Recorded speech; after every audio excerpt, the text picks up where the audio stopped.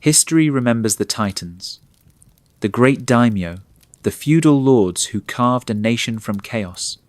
It speaks of shoguns, the supreme generals who ruled in the emperor's name. But this is not their chronicle. This is the story from the margins. From the shadow of the castle wall, the dust of the highway, the freezing mud of a forgotten battlefield. It is the tale of the Ronin, the wave man. He is the warrior untethered, the samurai who lost his master, his stipend, and his purpose. The songs tell of his lonely virtue, a swordsman wandering in search of justice. The state records, however, list him as a vagrant, a bandit, a social ill. This is the Sengoku period, the age of the country at war. An age that did not create the Ronin, but perfected his suffering. It is a story of how a nation, in forging itself anew, systematically destroyed its old warrior ideal. Before we gently step back into the story, I want to send a huge, warm thank you to every single one of you.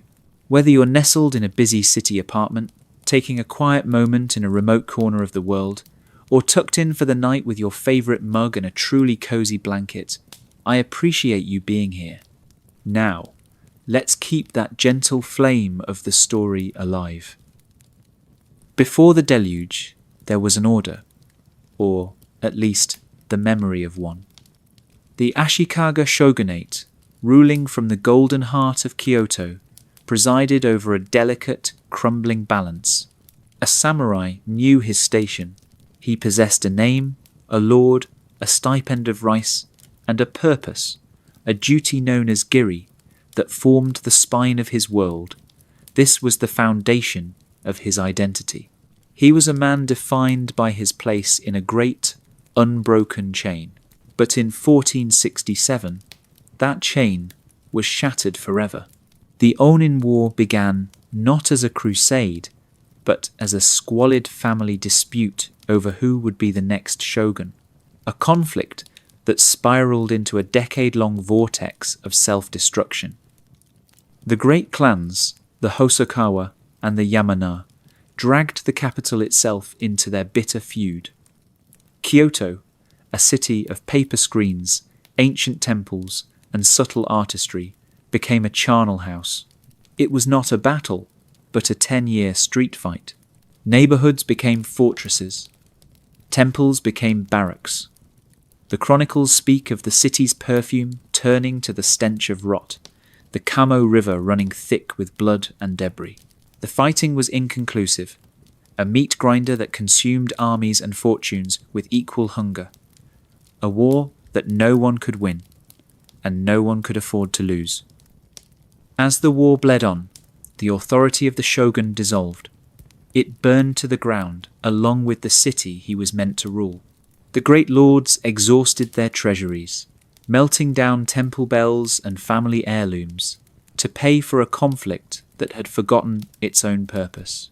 Their domains left ungoverned, fractured like ice. Lesser families, local strongmen, saw their chance to rise from the anarchy. The old structures of fealty and obligation evaporated in the heat of this metropolitan inferno, revealing the raw, ambitious heart of the era. This is where the first great wave of masterless men was truly born. A retainer's life, his food, his very home, depended entirely on his master's purse. When that master was dead, or bankrupt, or had fled the smouldering ruins of his power, the retainer was cut loose.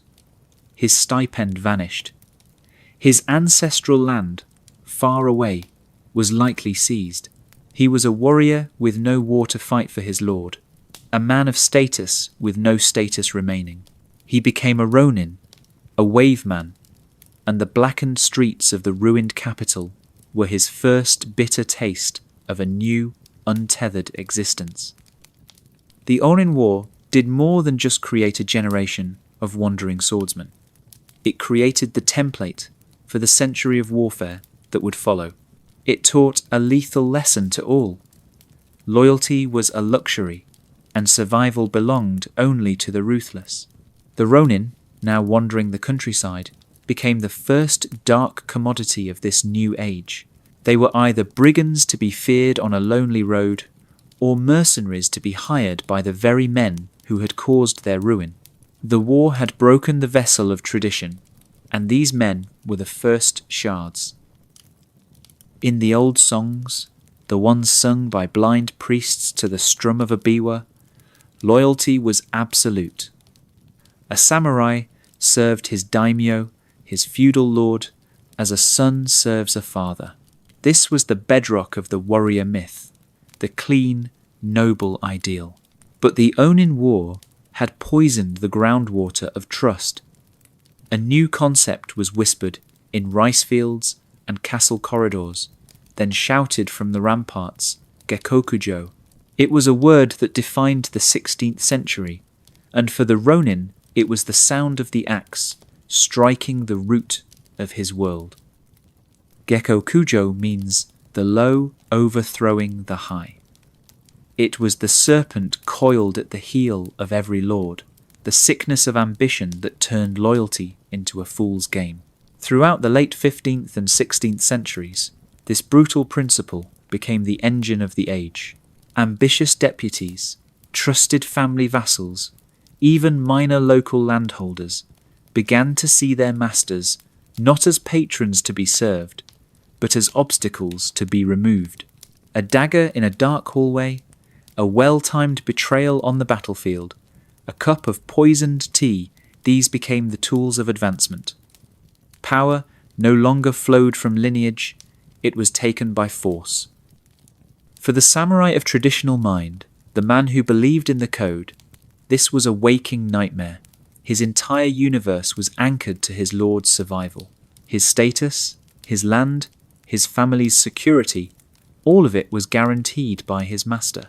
When that master was suddenly usurped, the loyal retainer was instantly and fatally compromised. The new master, the assassin, the usurper, could never trust the men who had been faithful to the man he just murdered. To the new lord, a loyal retainer was not a man of honour, but a threat to be purged. And so, loyalty itself became a death sentence. The moment a coup succeeded, the loyalist became a Ronin. He was lucky if he was only banished. More often, he was forced to flee for his life, with a price on his head, hunted by the very men he once served alongside. He lost his home, his income, and his honour, all because he had upheld his sacred duty. His virtue was the direct cause of his downfall. This was the cruel paradox of Gekokujo. This new reality forged a new kind of Ronin, the cynic. How could one pledge his life to a master who might be dead tomorrow, murdered by his own brother?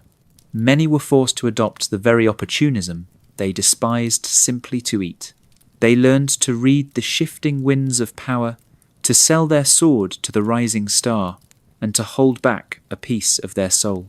Gekokujo taught the masterless warrior that the only master worth serving, perhaps, was the one who could survive the night.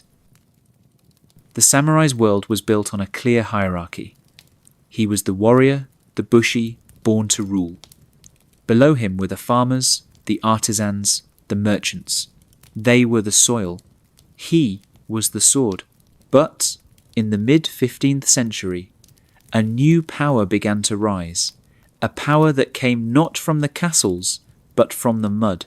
They were the Ikki, the single-minded league, massive, militant, religious movements of Pure Land Buddhists, who promised salvation not in the next life, but in this one.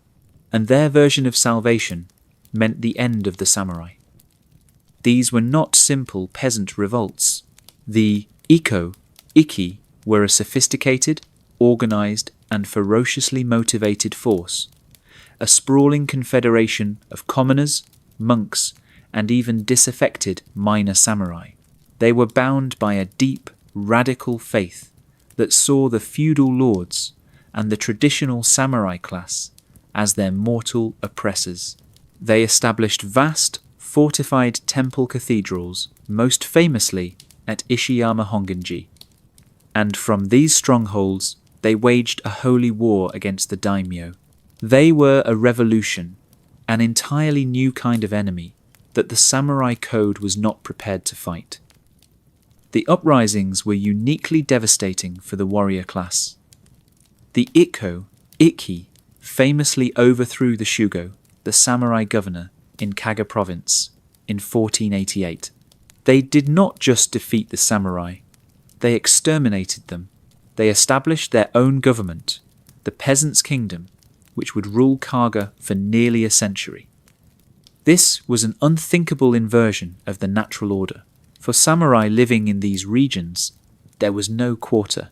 Their lords were killed, their castles burned, and their estates seized by armed peasant armies who now held the deeds. This upheaval created Ronin of a different, more desperate kind. When a daimyo fell to Gekokujo, his retainers might become Ronin, but they could still seek employment with another daimyo. They were still part of the same class.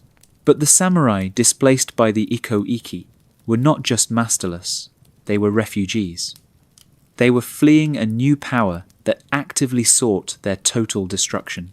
They were Ronin without a class to even join, hated by the new commoner lords and viewed with suspicion by other daimyo who feared their failure. The Ikki demonstrated that the samurai's authority was not divine. It could be broken.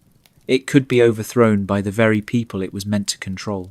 This movement, more than any single battle, introduced a terrifying new instability into the Ronin's life. He was now a man caught between two worlds, the collapsing feudal order of the daimyo and the rising fanatical tide of a revolution that wanted him dead. He was not just masterless, he was an exile in his own land. For centuries, the soul of the samurai was his sword. His value was his skill. A lifetime of brutal, expensive training. The bow, the spear, and, above all, the katana, were extensions of his being. His prowess in single combat was the currency of his life. A warrior's reputation was built on this skill, and it was this skill that a Ronin offered to a new lord. In 1543, that entire system of value was rendered obsolete by a storm, when Portuguese traders, blown off course, washed ashore on the island of Tanegashima. They brought with them a new god, the matchlock musket. The Japanese called it the teppo, or arquebus. It was a crude, noisy, and inefficient weapon, but it was also a revolution. The warrior aristocrats, the daimyo, were quick to understand its terrible potential. They immediately set their swordsmiths to work replicating it, and within a decade, Japan was producing more firearms than any nation in Europe. The daimyo did not give these new weapons to their noble samurai. They gave them to the ashigaru, the peasant foot soldiers. This decision irreversibly changed Japanese warfare. The primary value of the elite samurai, his lifelong training, was negated by a peasant with a few weeks of practice. A daimyo could now equip thousands of ashigaru with long pikes and a rotating rank of musketeers.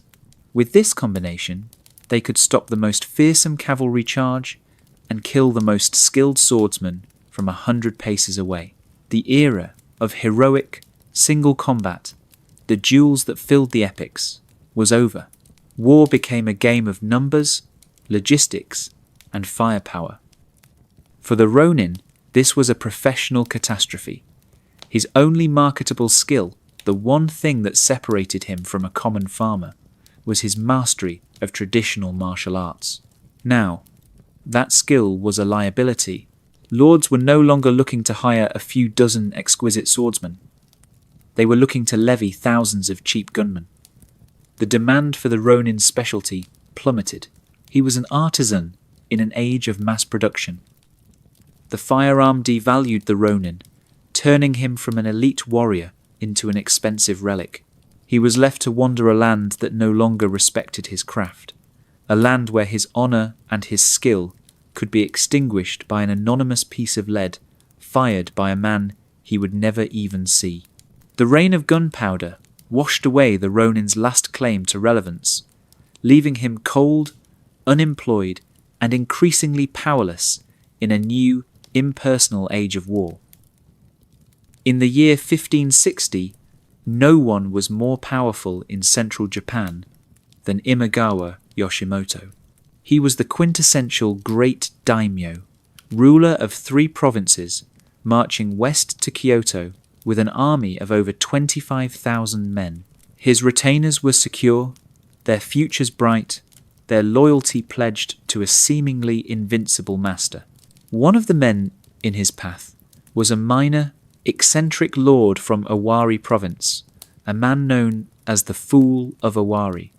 His name was Oda Nobunaga, and he commanded perhaps 1/10 of the Imagawa forces. The campaign seemed a foregone conclusion. Yoshimoto's army set up camp in a narrow gorge called Dengak-Kuhazama near the village of Okehazama to rest and celebrate their recent victories. A sudden, violent thunderstorm masked the sounds of the world. Under the cover of this divine downpour, Oda Nobunaga, who had gathered his small force, launched a single, desperate, all-or-nothing surprise attack directly at the Imagawa headquarters. The battle, if it can be called that, was over in minutes. The Fool of Owari and his men cut their way through the chaos, found Imagawa Yoshimoto's command post, and took his head. In a single afternoon, one of the most powerful warlords in Japan was dead, killed by a small-time upstart in a suicidal gamble. The consequences were immediate and total. The massive Imagawa army, its leader gone, its chain of command shattered, simply dissolved. It evaporated into the forests, every man for himself. For the thousands of Imagawa samurai, this was the abyss. They had woken that morning as the secure retainers of a mighty clan, on the verge of conquering the capital. By evening, they were Ronin. Their master was gone. Their stipends were gone. Their lands and castles would soon be carved up by Nobunaga, Tokugawa Ieyasu, and other neighbouring warlords. They were suddenly, shockingly, masterless, with no one to rally to and no cause to fight for. The great Imagawa clan, a pillar of the old order, had disintegrated. The Battle of Okehazama was a terrifying lesson for every samurai in Japan and a brutal omen for the Ronin. It demonstrated that in this Sengoku age, no one was safe. It did not matter how powerful your master was. It did not matter how vast his armies were. The fortunes of war were fickle and lightning fast. A samurai's entire life, his security, his very identity, could be wiped out in a single moment by one unpredictable thunderclap. It created a new, massive influx of high-status Ronin, men who were now forced to beg for employment from the very lords who had just destroyed their world. For a century, Japan had been a fractured puzzle. The march on Kyoto in 1568 by Oda Nobunaga signalled that someone was finally going to put the pieces back together by force. He was not just another warlord seeking territory. He had a new, terrifying vision, Tenkafubu, all the world under one sword. He marched into the ruined capital, not to sack it, but to control it, installing Ashikaga Yoshiaki as a puppet shogun. This act announced the beginning of the end for the old fractured system. But unification is not a gentle process. It is an act of violent consolidation.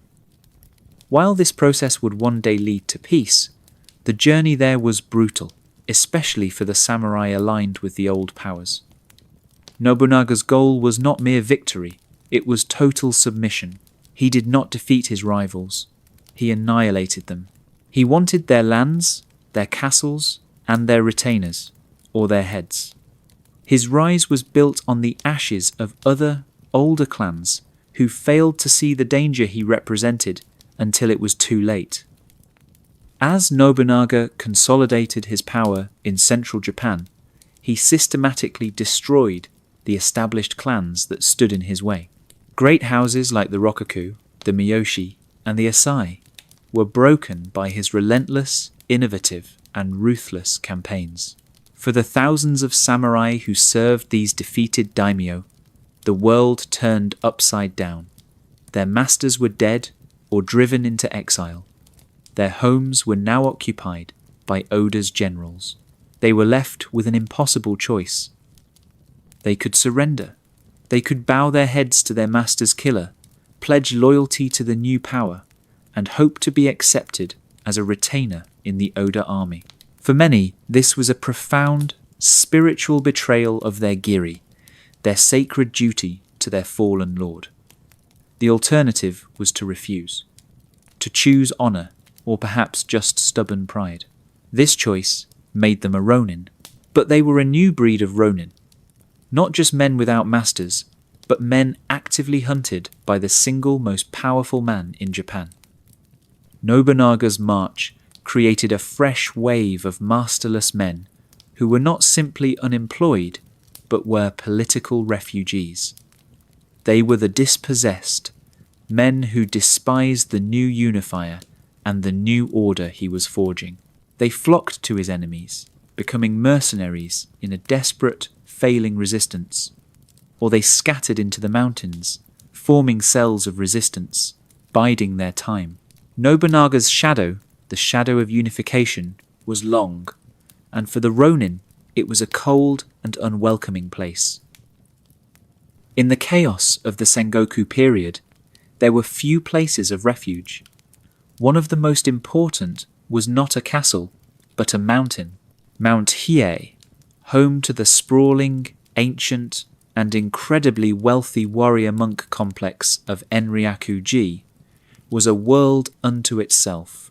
For centuries, these great temple fortresses, along with others like the Ikko-Ikki stronghold at Ishiyama Hongan-ji, had operated as autonomous powers. They were beyond the reach of daimyo and shoguns, wealthy landlords with vast estates and private armies. For the Ronin, these independent institutions were a crucial, non-traditional source of survival. A masterless swordsman, fleeing a lost battle or a usurped lord, could find sanctuary and employment with the warrior monks. The temples, constantly feuding with each other or with local daimyo, had a high demand for skilled mercenaries. They paid well, and they asked few questions about a man's past. A Ronin could defend a temple's rice paddies, or act as a bodyguard for a high abbot, finding a measure of purpose outside the rigid daimyo system. Oda Nobunaga saw these independent powers not as holy sites, but as rivals. They were tumors on the state he intended to build. They harboured his enemies, defied his authority, and controlled land and wealth he coveted.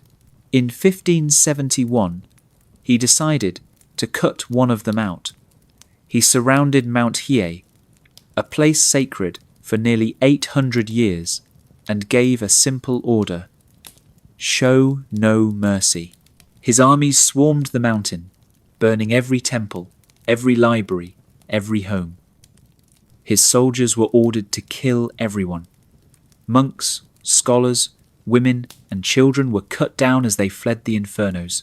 The massacre at Mount Hiei was an act of such calculated brutality it shocked all of Japan. Nobunaga was not just defeating an enemy, he was erasing a sanctuary. He would later lay siege to the Ikko-Ikki at Ishiyama Honganji for a decade, finally starving them into submission and burning their fortress cathedral to the ground. By eliminating these powerful, independent institutions, Nobunaga was slamming a door in the Ronin's face. He was systematically destroying the third way a masterless warrior could live. The traditional refuges were gone, burned to cinders. The Ronin was forced back into a world where only one path was permitted: total subservience to a rising warlord. The burning of Mount Hiei was a signal that there was no place left to hide from the new monolithic order being forged in steel and fire. For 237 years, the Ashikaga clan had held the title of Sei Itai Shogun, the Great Barbarian, subduing generalissimo. But for the last century, this title was a ghost. The shogun was a puppet, a figurehead of legitimacy used and discarded by whichever warlord held Kyoto. When Oda Nobunaga marched into the capital in 1568, he installed Ashikaga Yoshiaki as his own puppet. But Yoshiaki, foolishly, began to conspire against his terrifying patron, writing letters to Nobunaga's rivals. In 1573, Nobunaga's patience ran out. He did not bother to replace him. He simply deposed him. Ashikaga Yoshiaki, the 15th and last Ashikaga shogun, was driven into exile, forced to wander Japan as a beggar monk. This event, the formal dissolution of the shogunate, was the sound of a hollow tree finally falling in the forest. It had been politically rotten for decades, but its collapse was a profound psychological blow to the entire samurai class. The symbolic, legal heart of their system was gone. The shogunate, however weak, was the institution from which all samurai status theoretically flowed. It was the shogun, appointed by the divine emperor, who granted titles and legitimized the power of the daimyo. A samurai's rank, his right to wear two swords, his very place in the cosmos, was part of this grand imperial structure. Now, that structure was officially dead, not just defunct. For the traditionalist samurai, and especially for the Ronin, this was the death of their world. It confirmed a truth they had long feared. Status no longer came from the emperor or his shogun. It no longer flowed from lineage, honor, or imperial decree. It came purely from the might makes right philosophy of warlords like Nobunaga. Power was the only legitimacy. The sword was the only law. This event crushed a particular hope held by many Ronin. A masterless man, unjustly stripped of his lands, could still dream of appealing to a central authority. He could imagine a future where a restored powerful shogun might recognize his loyal service and reinstate his family name. The exile of Yoshiaki ended that dream. There was no longer any central court, no high judge, no legitimate order to appeal to for the restoration of his lands or his name. The throne was empty, and the Ronin was well and truly alone. If there was one clan that embodied the romantic soul of the samurai, it was the Takeda, led by the legendary Takeda Shingen and later his son Katsuyori. Their army was considered the most powerful in Japan. Its heart was its cavalry, thousands of elite battle-hardened samurai on horseback, men who could shatter infantry lines like glass. They were the ultimate expression of the old way of war. For a Ronin cavalry specialist, service with the Takeda was the pinnacle of his profession. In 1575, that pinnacle was about to become a tomb. At the Battle of Nagashino, the Takeda army laid siege to a castle held by Tokugawa Ieyasu. An allied army, under Oda Nobunaga, arrived to relieve the siege. But Nobunaga, the great innovator, did not seek a traditional battle. He did something new. He built long, wooden palisades across the plain, and behind them he stationed 3,000 Ashigaru musketeers, reportedly organized into rotating volleys. He had created a machine designed to kill samurai. The Takeda clan, proud and disdainful of peasant weapons, did exactly what Nobunaga expected. They charged, again and again. The most feared cavalry in Japan galloped into the teeth of the Oda Tokugawa defences, and again they were systematically destroyed. The volleys of gunfire tore the riders from their saddles, shredded their formations, and turned the field into a bloody mire.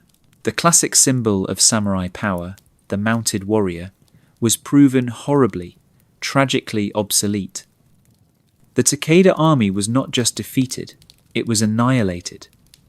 The flower of its cavalry was left dead on the field. Nagashino was more than a battle, it was a tactical execution. It cemented the revolution that firearms had begun.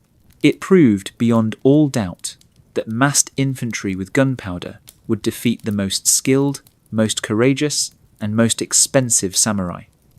The age of the warrior aristocrat was over. The age of the army, as machine, had begun.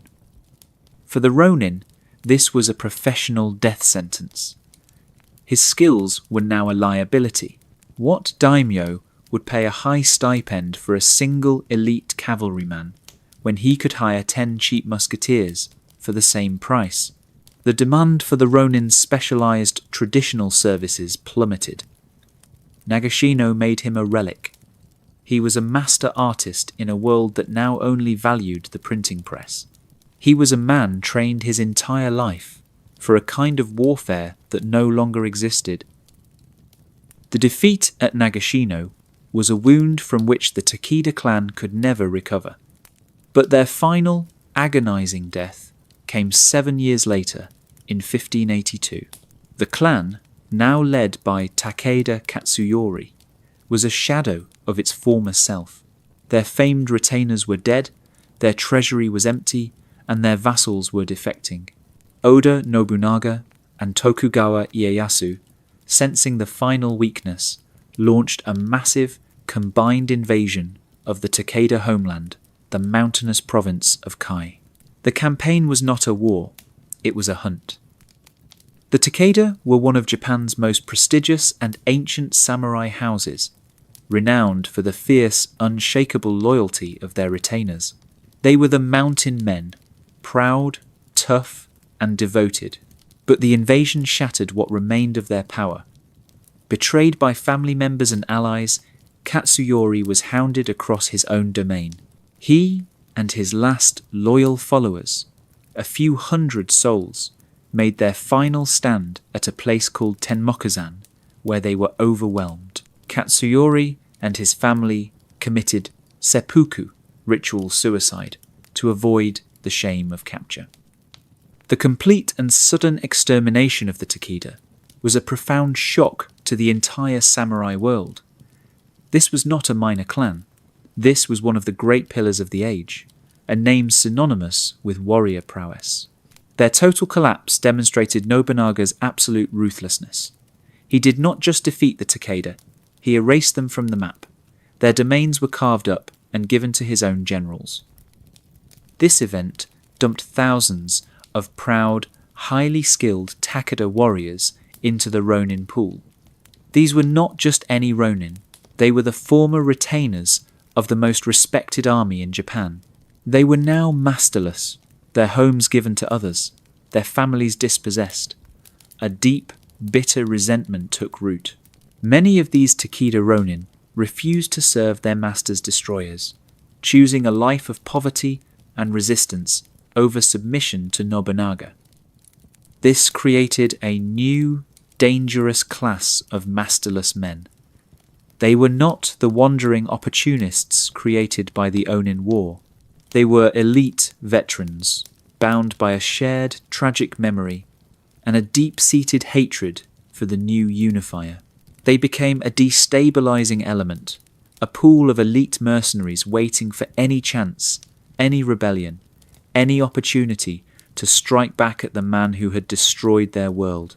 The fall of the Takeda proved that even the strongest houses and the most loyal retainers were nothing before the tide of unification. After Oda Nobunaga's death in 1582, the task of unification fell to his brilliant peasant-born general, Toyotomi Hideyoshi. Hideyoshi was not just a warrior, he was a revolutionary administrator. To control Japan, he realized he must first measure Japan.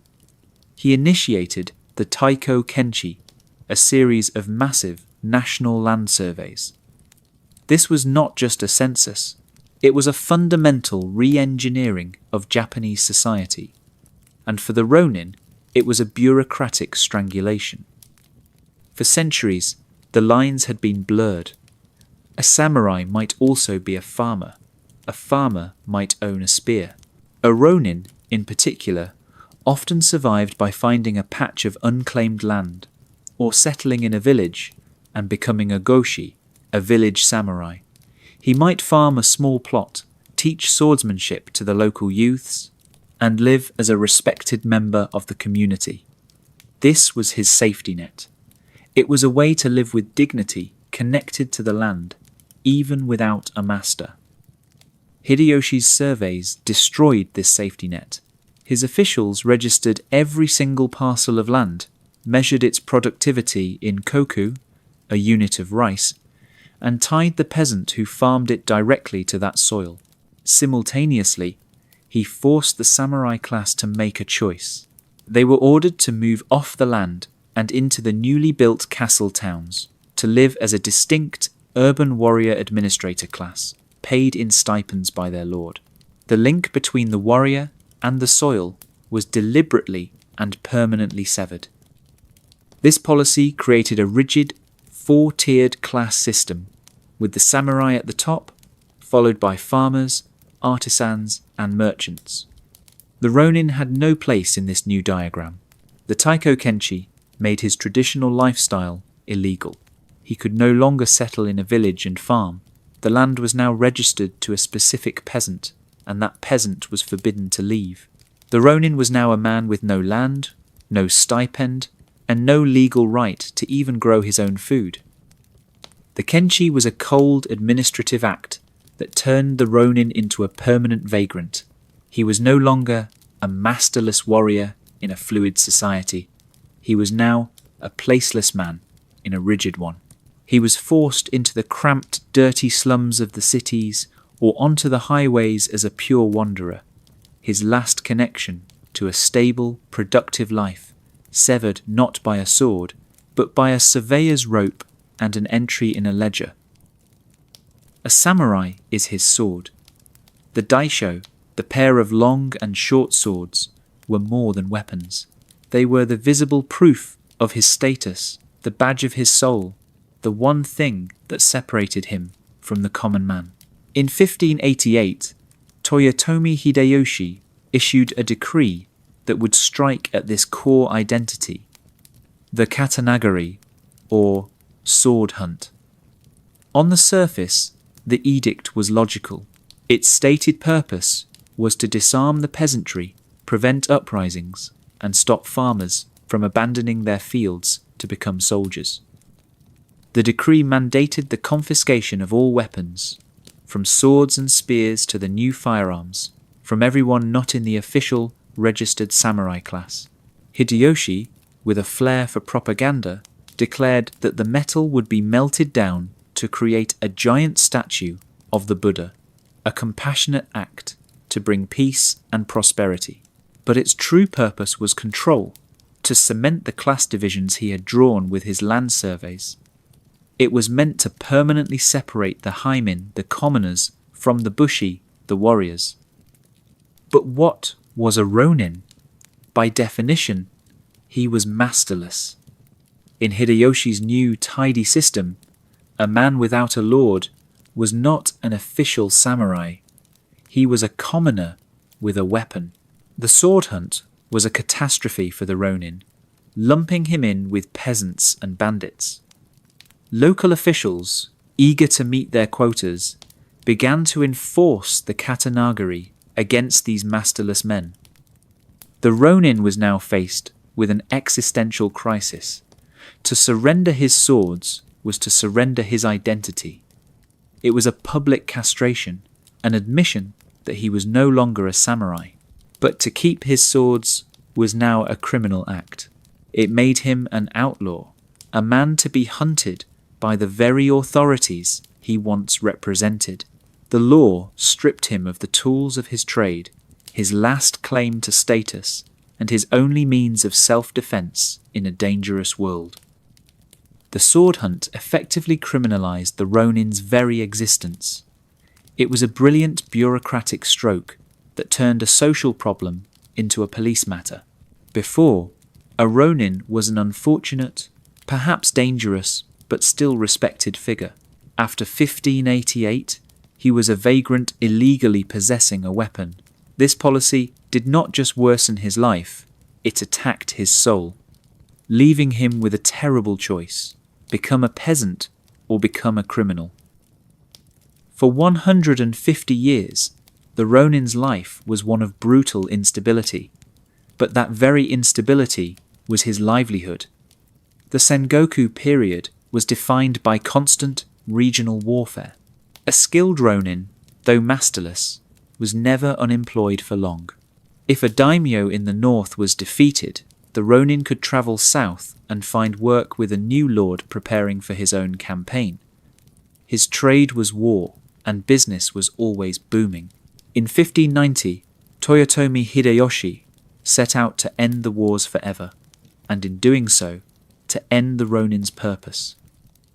The final obstacle to unification was the Hojo clan, a powerful, old guard family who ruled the Kanto region from their legendary, impregnable Odawara castle. They were the last major daimyo to defy Hideyoshi's supremacy. To break them, Hideyoshi did not just bring an army, he brought all of Japan. He assembled a colossal force of over 200,000 samurai, a host drawn from every corner of the nation, to lay siege to the Hojo stronghold. The siege itself was a strange, anticlimactic affair. Hideyoshi, demonstrating his overwhelming power, simply surrounded the castle and waited. His army built a temporary city around Odawara, complete with markets, tea houses, and theatres. He was showing the Hojo and all of Japan that he could afford to wait forever. He had so much power, he didn't even need to fight. After 3 months, the Hojo's morale collapsed, and they surrendered. The fall of Odawara was the final act of the Warring States period. This victory, the final unification of Japan, was a triumph for the nation. It signalled the beginning of a new era of peace. But for the Ronin, this peace was a disaster. His primary, and often only, source of employment was gone. The great engine of war that had consumed and employed masterless warriors for a century and a half had ground to a halt. There were no more internal wars to fight.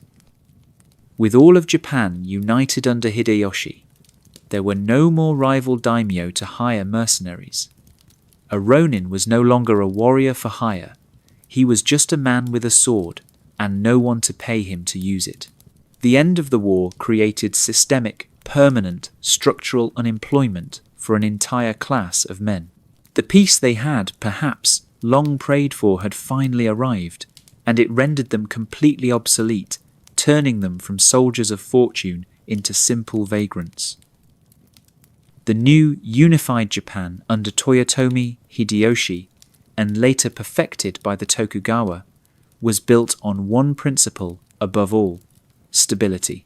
The chaos of the Sengoku period, the endless betrayals and shifting loyalties, had to be stopped. To achieve this, the new rulers issued a series of decrees in the 1,590 seconds that fundamentally altered the relationship between a samurai and his master. These laws were designed to lock the social order in place. For the Ronin, they were the bars of a cage. The new regulations forbade samurai from changing masters without the explicit, written permission of their current lord. This was a radical change. In the Sengoku era, a samurai might leave his lord's service for a better offer, or out of protest. It was a fluid market. Now that was impossible. Leaving a master without permission branded a man a disloyal subject. But the law had a second, more sinister edge. It also forbade daimyo from hiring any samurai who had left another master's service. This policy was a death blow to the Ronin. It made his quest for re-employment virtually impossible. He was trapped in a bureaucratic catch-22. A Ronin was, by definition, a man who had left a master's service, whether by choice, by dismissal, or by the death of his lord. He was now seen as damaged goods, a defective product in a market that now demanded perfect loyalty. Even if a daimyo desperately needed a skilled fencing instructor or a veteran captain, hiring a Ronin was now illegal. It was an insult to the Ronin's former lord and a violation of the new shogunal law. This trapped the Ronin in a permanent state of masterlessness. The one thing he spent his entire life searching for, a new lord to serve, was now legally forbidden to him. These laws closed the final door. The land surveys had taken his home. The sword hunt had taken his status. The end of the wars had taken his job. And now, these new regulations took away his hope. They locked him out of the very society he was born to defend. He was no longer a wave man drifting on the ocean. He was a man stranded on a desert island, with the ships of society passing by, forbidden to take him aboard. Toyotomi Hideyoshi, having conquered Japan, was a man with a vast, restless army of samurai and ronin, who now had no one to fight. He needed a new war, a pressure valve to release the dangerous energy of a warrior class raised on conflict.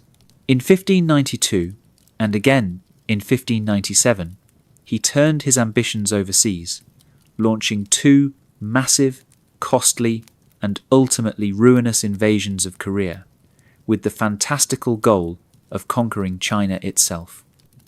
For the Ronin, this was a sudden, unexpected reprieve. The call to arms went out, and daimyo from across Japan, particularly in the west, needed to fill their quotas for the invasion force.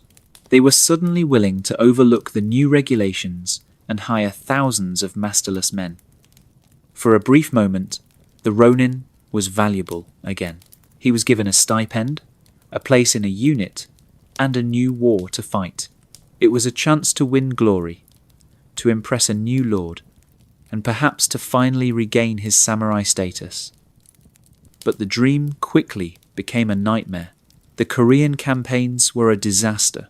The Japanese armies, while superior in close combat, were bogged down by fierce Korean guerrilla resistance, a brilliant Korean navy that cut their supply lines, and the intervention of the massive armies of Ming China. The war was a brutal, grinding stalemate, fought in a foreign land for a cause no one understood. The Japanese samurai, including the newly hired Ronin, died in droves from combat, starvation, and disease. When Hideyoshi died in 1598, the order was given to retreat. The Japanese armies pulled out of Korea, defeated and demoralized. The daimyo who had participated, especially those from western Japan, returned to their domains bankrupted.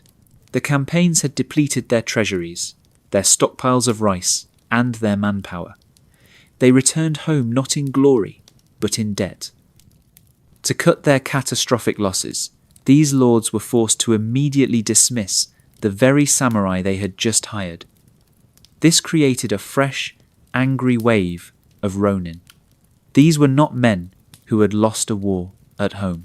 They were bitter, battle-hardened veterans of a pointless foreign conflict, hired and then discarded. They had been given a brief taste of their old lives, only to have it ripped away again. They now flooded back into a Japan that was itself on the brink of a new internal power struggle.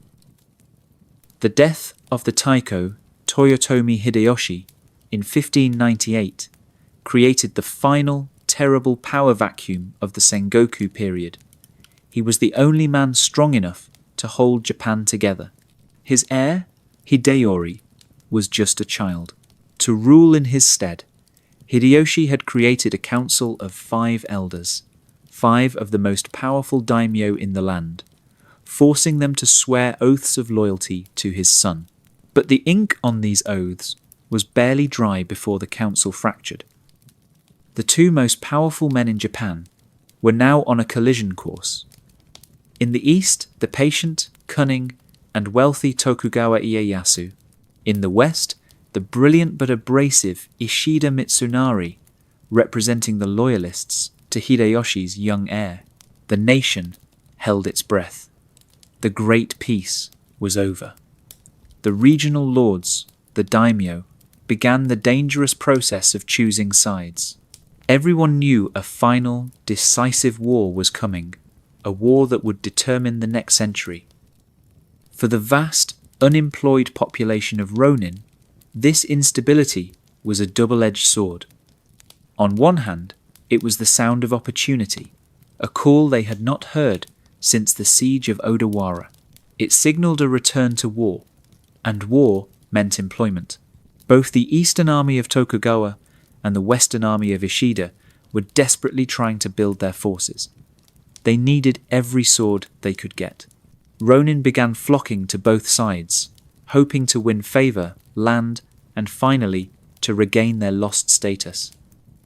On the other hand, this was the ultimate gamble. This would not be another regional skirmish. This would be the war to end all wars.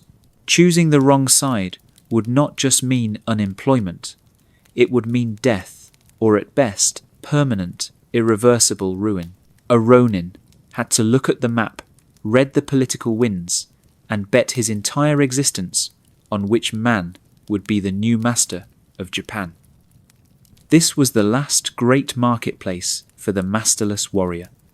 He was, for one last time, a valuable commodity. But the stakes had never been higher. His decision would seal his fate. He was a man adrift on the sea, and 2 massive tidal waves were forming on the horizon. He had to choose which one to ride, knowing the other would surely destroy him. It all came down to a single day, October 21st, 1600. In a damp, fog-shrouded valley called Sekigahara, the eastern army of Tokugawa Ieyasu met the western army of Ishida Mitsunari. This was the decisive battle that split Japan in 2 and determined its future for the next 250 years. It was also, quite possibly, the single largest Ronin-creating event in the history of Japan. The battle itself was a brutal, confused, and treacherous affair.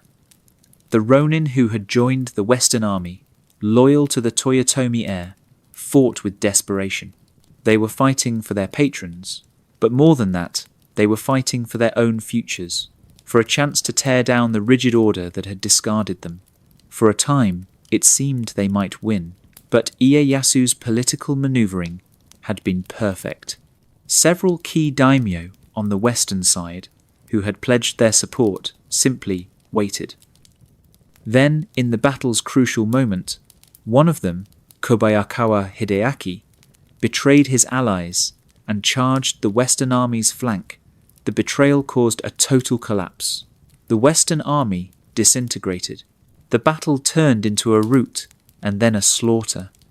By evening, Tokugawa Ieyasu was the undisputed master of Japan, and the ground was littered with the dead dreams of the tens of thousands who had opposed him. Ieyasu's victory was total, and his retribution was swift and terrible. He enacted a brutal punishment on the defeated Western Army lords. Over 80 daimyo had their lands, their han, completely confiscated. Many others, like the great Mori clan, saw their domains drastically reduced, their wealth and power surgically cut away.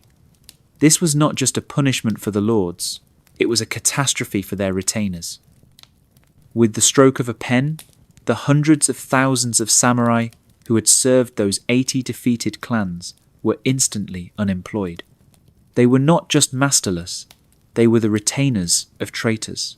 These new Ronin, bitter, defeated, and utterly disenfranchised, flooded the country. This was not a trickle, it was a deluge. Sekigahara had created a massive, destabilizing population of trained killers. With no income, no status, and a deep-seated, burning hatred for the new Tokugawa regime. They were the walking ghosts of the losing side, and they would haunt the new shogunate for years to come. Victory at Sekigahara was not enough for Tokugawa Ieyasu. To secure his family's rule, he had to remake the entire political map of Japan. In the years following the battle, from 1600 to 1603, he engaged in a massive, cold-blooded redistribution of fiefs. He was building a new foundation for his power, one designed to last for centuries, and he built it on the ruins of the old samurai class. His plan was simple. He lavishly rewarded his loyal vassals, the feudal daimyo, the families who had been with him from the beginning. He gave them the most valuable, productive lands in central Japan, placing them strategically to guard the capital and the major highways. They were the new pillars of his state. The outside lords, the Tozama daimyo, who had only submitted to him after his victory, or worse, had fought against him and been spared, were treated with calculated suspicion. These Tozama lords, even those who had fought with him at Sekigahara, were stripped of many of their lands. They were then forcibly relocated, often to remote, less productive regions at the far ends of Japan. The Mori clan was moved from their ancestral lands. The Date clan was kept far in the north. This was a form of internal exile, placing his potential rivals far from the center of power, where they would be too poor and too isolated to ever challenge him again. This great reshuffling had a devastating ripple effect. As these daimyo, both winners and losers, saw their domains shrink, sometimes by 75% or more, they were fiscally unable to keep their full rosters of samurai. Their rice income, the kokudaka of their lands, had been slashed. They simply could not afford to pay the stipends. This forced even the daimyo on the winning side to conduct mass layoffs. They had to dismiss thousands of loyal retainers, men who had just fought and bled for them. These samurai were cut loose, not for disloyalty, but for economic necessity. This final, structural expulsion of samurai from the warrior class added them to the already massive Ronin pool created by the losing side. It was the cold, bureaucratic, and final act of the war, a social cleansing that left hundreds of thousands of warriors with nowhere to go.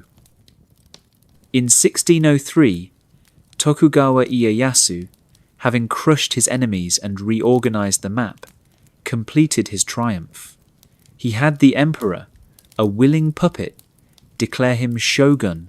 This was the establishment of the Tokugawa Shogunate, a new, centralized military government that would rule Japan with an iron fist for over 250 years.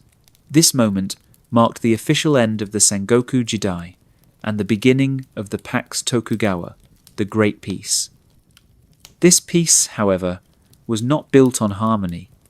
It was built on a rigid, unyielding, Neo-Confucian class system. Society was frozen into 4 tiers. At the top, the samurai, who were now to be administrators, not warriors. Below them, the farmers who produced the wealth, the artisans who made the goods, and at the bottom, the merchants who sold them. Every man had his place, and no man was permitted to leave it. The Ronin had no place in this new order. He was a dangerous anomaly. He was a warrior in a time of profound peace. He was a man without a master in a system built on absolute loyalty and subservience. He was a mobile element in a society that had become static. The new shogunate, obsessed with stability and control, viewed the Ronin as a criminal class, a source of vagrancy, sedition, and potential rebellion. The Tokugawa regime actively persecuted the masterless man. They were rounded up in the cities, their movements were restricted, and all avenues for their re-entry into samurai society were sealed. The laws forbidding daimyo from hiring them were strengthened. They were the loose threads of the Sengoku era, and the new shogunate was determined to snip them off. This great peace was the Ronin's final prison. In the age of war, he had a purpose. He was dangerous, yes, but he was useful. In the age of peace, he was simply garbage. He was a relic of a bygone era, a living ghost of a more chaotic time, hunted by the very system of peace his class had fought and died to create. The new order had been built, and the Ronin was left outside the walls, starving in the cold. By 1614, the Ronin problem had reached a boiling point. Hundreds of thousands of masterless men, created by Sekigahara and the Tokugawa reforms, were destitute, desperate, and filled with a burning hatred for the new peace. They were a nation of gunpowder waiting for a spark. That spark came from Osaka Castle, the last stronghold of the Toyotomi clan, where Hideyoshi's son, Toyotomi Hideyori, still lived. Tokugawa Ieyasu, seeing Hideyori as the last potential symbol of resistance, fabricated a pretext to destroy him. This was the call the Ronin had been waiting for. It was the last desperate gamble. From all corners of Japan, Ronin began to stream towards Osaka. Estimates claim that 100,000 masterless warriors, men with nothing left to lose, rallied to the defense of Toyotomi Hideyori. This was not just a battle for a castle. It was the final apocalyptic stand for an entire class of men. It was their last chance to restore their status, to pull down the Tokugawa regime, and to make the world right again through war. The Siege of Osaka, fought in 2 campaigns from 1614 to 1615, was the Ronin's last hurrah. They fought with a terrifying, hopeless fury. They were the veterans of 100 battles, the dispossessed sons of great clans, and they knew this was the end. They inflicted horrific casualties on the massive Tokugawa armies, launching brilliant counterattacks and fighting to the last man. But their defeat was inevitable. The Tokugawa Shogunate had the resources of an entire nation. The castle fell in a sea of fire and blood. Toyotomi Hideyori and his mother committed suicide. The Ronin army was annihilated. But for Ieyasu, this was not enough. He ordered a brutal hunt for all survivors. Thousands of Ronin who escaped the inferno were rounded up in the countryside. They were not taken prisoner. They were executed by the roadside, their heads put on display. The Siege of Osaka solved the Ronin problem, not by reintegrating them, but by physically exterminating them. This was the end. This was the final bloody punctuation mark on the Sengoku period. The last great concentration of masterless samurai was destroyed. Their cause was dead, and their hope was extinguished. The great peace could now truly begin, built on the ashes of Osaka Castle and the bones of the 100,000 Ronin who died there. They were the ultimate victims of the new era, a class of men born for war and utterly destroyed by the peace that followed.